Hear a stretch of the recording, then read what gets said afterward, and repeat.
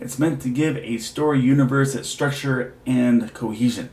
Many fans swear by it, others swear at it, and publishers and studios are tearing their hair out over it. What to make of continuity?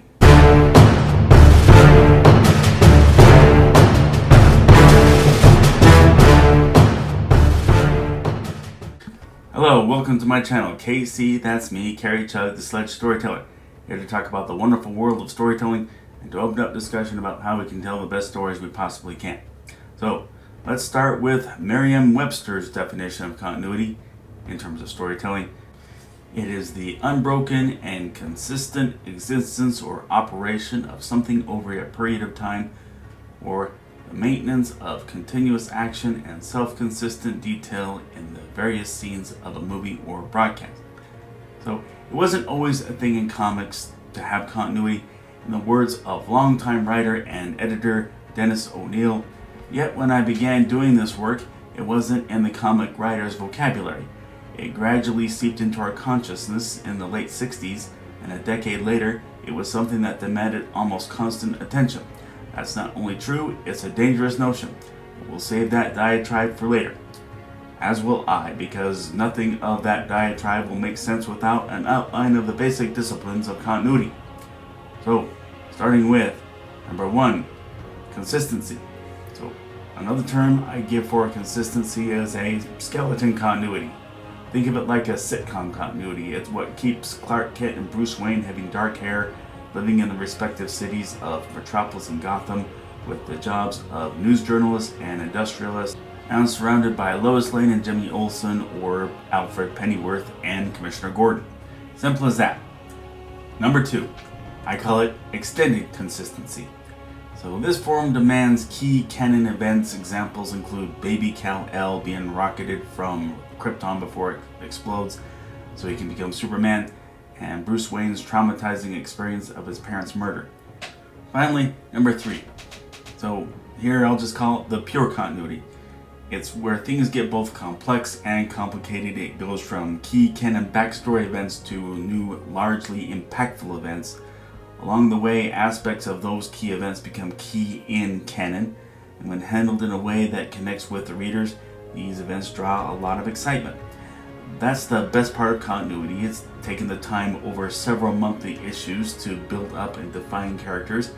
As a Batman fan, I love such events as Legacy, No Man's Land, and Hush. Lots of character build-up and excitement. Now, the aforementioned diatribe. While I've always been a big Batman fan, I went most of my life being content with seeing him in various forms on TV and in the movie theater.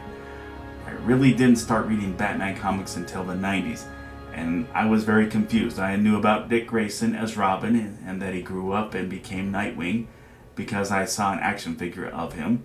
I also remember the 80s buzz of a succeeding Robin, Jason Todd, getting killed by the Joker.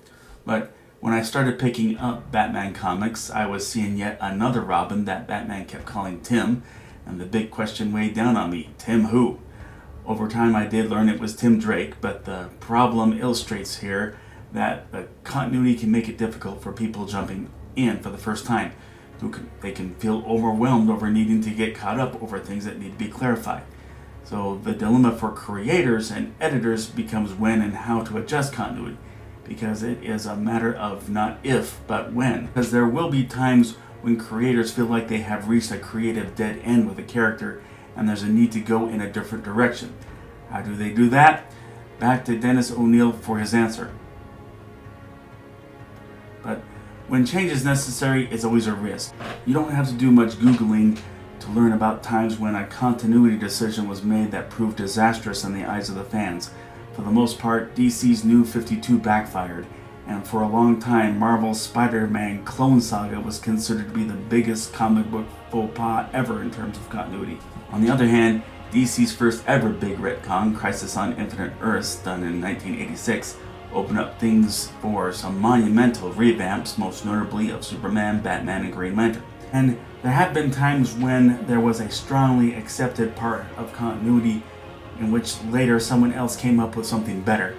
My favorite example of this is with Batman Year 3, published in 1988, with a retelling of how Dick Grayson became Robin, with a more gradual process of it, but it was still a little rushed. Then came 2000 and we got Batman Dark Victory. That had much more pathos and made the transformation of Dick Grayson into Robin so much deeper. Speaking for myself, I grew up on mostly episodic TV in the 80s and the 90s. Like I said, I love big events that go to great lengths to further define characters, but I think that continuity gets inflated when it is hinged too much on that type of thing. So I support the idea of having these big events happen between stretches of like 6 months of basic consistency, and comics have pretty much been on again, off again with that. Also remember that attracting new readers means taking measures to make them feel less intimidated over dealing with confusion of unrecognizable characters. Find a way to creatively introduce all the characters to new readers. That's my insight on comic book continuity. Agree, disagree, something I left out? Please let me know in the comments section. If you like this video, please click like. If you like this channel, please click subscribe or follow me on Instagram. Link to order Sledge number 1 is always down there below the description. Still working on Sledge number 2. You can also order Sledge number 1 on Kindle. Let's look for civility amid all the difficulties that we're having, political, social strife, as well as the pandemic. Let's follow the precautions given to us. I'll always implore everybody who is eligible for the vaccine to get it. Thanks for watching. Everyone, be safe and God bless.